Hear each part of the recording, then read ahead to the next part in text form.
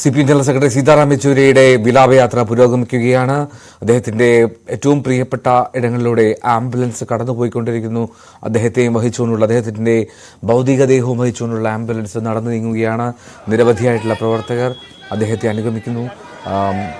മുതിർന്ന നേതാക്കൾ, അതിൽ മുഖ്യമന്ത്രി Pinarayi Vijayan, Prakash Karat, Vijayaraghavan, MA baby, MV Govindan, അങ്ങനെ നിരവധിയായിട്ടുള്ള CPMന്റെ തലമുതിർന്ന നേതാക്കൾ അദ്ദേഹത്തിനൊപ്പമുണ്ട്.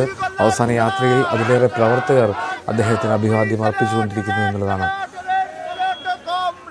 നിരവധിയായിട്ടുള്ള രാഷ്ട്രീയ രംഗത്തെ നേതൃത്വങ്ങളുടെ നീണ്ട നിര അദ്ദേഹത്തിന് അന്ത്യാഭിവാദ്യം അർപ്പിക്കാനായി AKG ഭവനിലേക്ക് നേരത്തെ എത്തിയിരുന്നു. സോണിയാഗാന്ധി,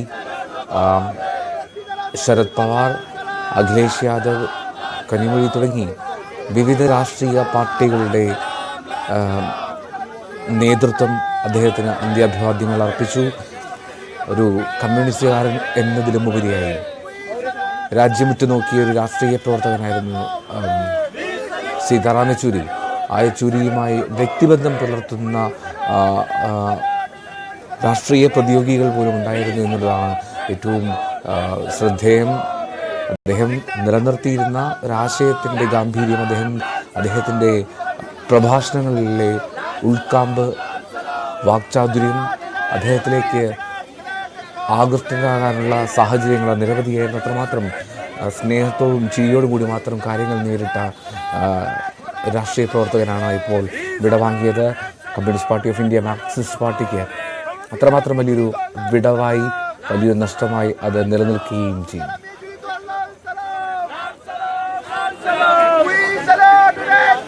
കാർത്തിക് തുടരുന്നുണ്ട്.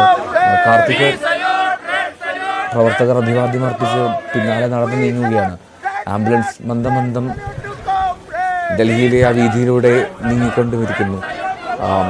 നേരത്തെ മുൻനിശ്ചയിച്ച പ്രകാരമായിരുന്നെങ്കിൽ ഏതാണ്ട് 4 മണി 5 മണിയോടുകൂടി എയിംസിലേക്ക് ഈ ആംബുലൻസ് എത്തേണ്ടതാണ്. അതിനുള്ള സാധ്യതയുണ്ടോ? അല്പസമയത്തിനകം തന്നെ ഈ വിലാപയാത്ര അവസാനിക്കും. 14 അശോക റോഡിലൂടെയാണ് ഇപ്പോഴും വിലാപയാത്ര പുരോഗമിക്കുന്നത്. ഈ റോഡ് അവസാനിക്കുന്നിടത്ത് വിലാപയാത്ര അവസാനിക്കും എന്നാണ് മനസ്സിലാക്കാൻ സാധിക്കുന്നത്. ഇപ്പോഴും പോളിറ്റ് ബ്യൂറോ നേതാക്കളടക്കം കാൽനടയായി ഈ ആംബുലൻസിനൊപ്പം നടന്നു നീങ്ങുന്ന കാഴ്ച തന്നെയാണ് നമുക്ക് കാണാൻ കഴിയുന്നത്. ഏതായാലും വലിയ ഒരു യാത്രയയപ്പ് തന്നെയാണ് പ്രിയ നേതാവിന് ഡൽഹി നൽകുന്നത് എന്നതാണ് ഏറ്റവും ശ്രദ്ധേയം. പോളിറ്റ് ബ്യൂറോ അംഗങ്ങൾ, കേന്ദ്ര കമ്മിറ്റി അംഗങ്ങൾ, അതോടൊപ്പം തന്നെ റെഡ് വോളണ്ടിയേഴ്സ്, വിദ്യാർത്ഥി സംഘടനാ പ്രതിനിധികൾ, യുവജന സംഘടനാ പ്രതിനിധികൾ, വനിതാ സംഘടനാ പ്രതിനിധികൾ, ഇങ്ങനെ ഇടതുപക്ഷത്തിൻ്റെ പോഷക സംഘടനകളിൽ നിന്നടക്കം എല്ലാ മേഖലയിൽ നിന്നുള്ളവരും അദ്ദേഹത്തിന് അന്ത്യാഭിവാദ്യം അർപ്പിച്ച ശേഷവും അദ്ദേഹത്തെ അവസാനമായി അദ്ദേഹത്തെ യാത്രയാക്കാൻ ഈ ആംബുലൻസിനൊപ്പം കാൽനടയായി ഈ വിലാപയാത്രയുടെ ഭാഗമാകുന്നു എന്നതാണ് ഏറ്റവും ശ്രദ്ധേയം. അങ്ങനെ യെച്ചൂരി ഓർമ്മകളിലേക്ക് നീങ്ങുകയാണ്. അല്പസമയത്തിനകം തന്നെ യെച്ചൂരിയുടെ ഭൗതിക ശരീരം എയിംസ് ആശുപത്രിക്ക് കൈമാറും. ആംബുലൻസിൽ തന്നെ എയിംസ് ആശുപത്രിയിൽ എത്തിച്ചാവും ബാക്കി നടപടിക്രമങ്ങൾ എന്നാണ് മനസ്സിലാക്കാൻ സാധിക്കുന്നത്. 14 അശോക റോഡിലൂടെ സീതാറാം യെച്ചൂരി അദ്ദേഹത്തിൻ്റെ ജീവിതത്തിൻ്റെ 3 പതിറ്റാണ്ടിലധികം ചെലവഴിച്ച വീഥികളിലൂടെ അദ്ദേഹം അവസാനമായി നീങ്ങുകയാണ്. അദ്ദേഹത്തിനെ യാത്രയാക്കാൻ ആ കാലഘട്ടത്തിലെല്ലാം തന്നെ അവർക്കൊപ്പം പ്രവർത്തിച്ചിരുന്ന നേതാക്കൾ കാൽനടയായി ഒപ്പമുണ്ട് എന്നതാണ് ഏറ്റവും ശ്രദ്ധേയം. അതിൽ എടുത്തു പറയേണ്ടത് CPMന്റെ മുൻ ജനറൽ സെക്രട്ടറി പ്രകാശ് കാരാട്ടിൻ്റെ സാന്നിധ്യം തന്നെയാണ്.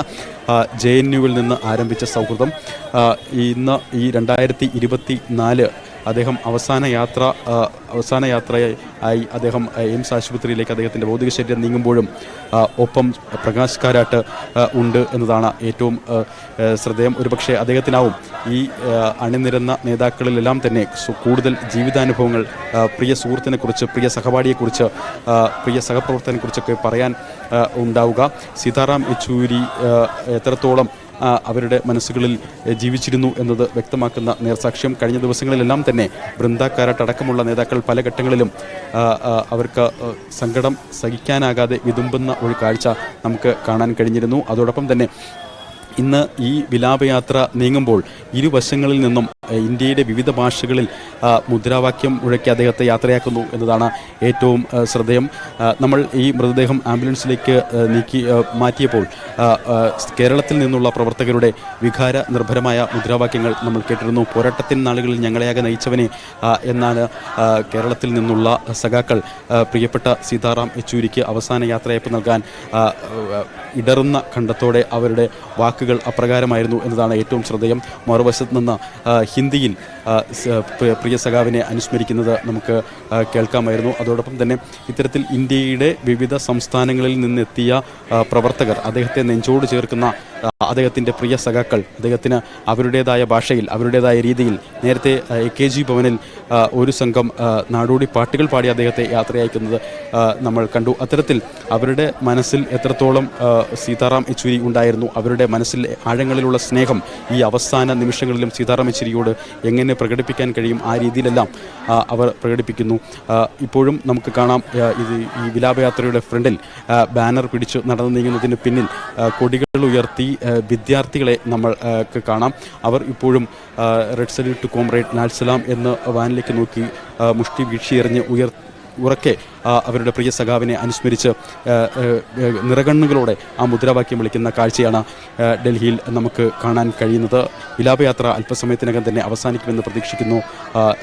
ഏതായാലും അങ്ങനെ CPMൻ്റെ ചരിത്രത്തിൽ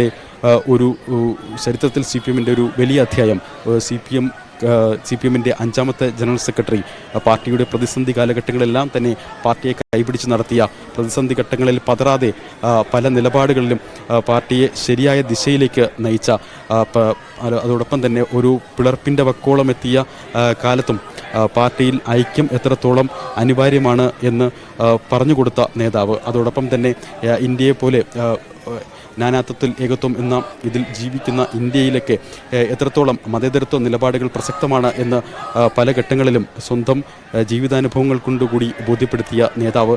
മാത്രമല്ല ഒരുപക്ഷെ രാജ്യസഭ കണ്ട ഏറ്റവും മികച്ച പാർലമെൻറ്റേറിയൻ കൂടിയാണ് സീതാറാം യെച്ചൂരി എന്ന് നമുക്ക് പറയണം. അദ്ദേഹം രാജ്യസഭയിൽ സംസാരിക്കാനിരിക്കുമ്പോൾ മുഴുവൻ രാജ്യസഭയും നിശബ്ദമാകുന്നത് തന്നെ അതിൻ്റെ സൂചനയായിരുന്നു. സീതാറാം യെച്ചൂരിയുടെ വാക്കുകൾ ശ്രദ്ധയോടെ കേൾക്കുന്ന പല നേതാക്കളെയും അന്നത്തെ പ്രധാനമന്ത്രി അടക്കം നമ്മൾ കണ്ടിട്ടുണ്ട്. അത്തരത്തിൽ ഒരു വിഷയത്തിൽ സീതാറാം യെച്ചൂരിയുടെ വീക്ഷണം എങ്ങനെയാണ് എന്ന് ഏവരും ഉറ്റുനോക്കിയിരുന്ന ഒരു കാലഘട്ടം, ഒരു പാർലമെൻ്ററി കാലഘട്ടം കൂടി സീതാറാം യെച്ചൂരിക്ക് മാത്രം അവകാശപ്പെടാവുന്ന ഒന്നായി നിൽക്കുന്നു. അദ്ദേഹത്തിൻ്റെ പ്രസംഗങ്ങൾ, രാജ്യസഭയിൽ അദ്ദേഹം നടത്തിയ പ്രസംഗങ്ങൾ 2 വോള്യമായുള്ള പുസ്തകങ്ങളായി പോലും ഇറക്കിയിട്ടുണ്ട്. അത് ഇനിയുള്ള വരും തലമുറയ്ക്ക് പാർലമെൻ്ററി അഫയേഴ്സ് അടക്കമുള്ള കാര്യങ്ങളിൽ പഠിക്കുമ്പോൾ ഒരു ഗവേഷണ പ്രബന്ധമായി തന്നെ അദ്ദേഹത്തിൻ്റെ പ്രസംഗങ്ങൾ ചരിത്രത്തിലൂടെ മുന്നോട്ട് പോകും എന്നത് ഏറെ ശ്രദ്ധേയമാണ്. ഇത്തരത്തിൽ സമാനതകളില്ലാത്ത ഒരുപക്ഷെ സീതാറാം യെച്ചൂരിക്ക് പകരം ആര് എന്ന ചോദ്യത്തിന് ശൂന്യത എന്ന് തന്നെയാണ് ഉത്തരം. അത്തരത്തിൽ പകരക്കാരനില്ലാത്ത ഒരു നേതാവ്, അങ്ങനെ ഒരു നേതാവിനെ സാധാരണക്കാരായ കർഷകർ മുതൽ രാജ്യാന്തരങ്ങളിൽ പോലും പ്രസിദ്ധി ആർജിച്ച സ്വന്തം നിലപാടുകൾ കൊണ്ടും അതോടൊപ്പം തന്നെ അക്കാദമിക് തലത്തിലെ മാർക്സിയൻ ക്ലാസിക്കുകൾ ആഴത്തിൽ പഠിച്ചുള്ള വിലയിരുത്തലുകൾ കൊണ്ടുമൊക്കെ നിലപാടുകൾ കൊണ്ടുമൊക്കെ ശ്രദ്ധേയനായ പ്രിയ നേതാവ്, അവരുടെ പ്രിയ നേതാവിനെ അവസാനമായി യാത്രയാക്കുകയാണ് ഡൽഹി. ഇപ്പോൾ ഒരുപാട് പ്രവർത്തകർക്ക് അദ്ദേഹം ഒരു പണ്ഡിതനാണ്, വാഗ്മിയാണ്, അതിലുപരി ഏറ്റവും മികച്ച ഒരു കമ്മ്യൂണിസ്റ്റുകാരനാണ്. ഏറ്റവും പ്രാവർത്തികമായ രീതിയിൽ തൻ്റെ ജീവിതം കൊണ്ട് അത് തെളിയിക്കുകയും പ്രാവർത്തികമാക്കുകയും ചെയ്തു എന്നുള്ളതാണ് ആ കമ്മ്യൂണിസ്റ്റ് നേതാവിനെ ഏറ്റവും ശ്രദ്ധേയമാക്കുന്നത് ഈ കാലഘട്ടത്തിൽ. ഒരിടവേള കൂടി തിരികെ എത്താം.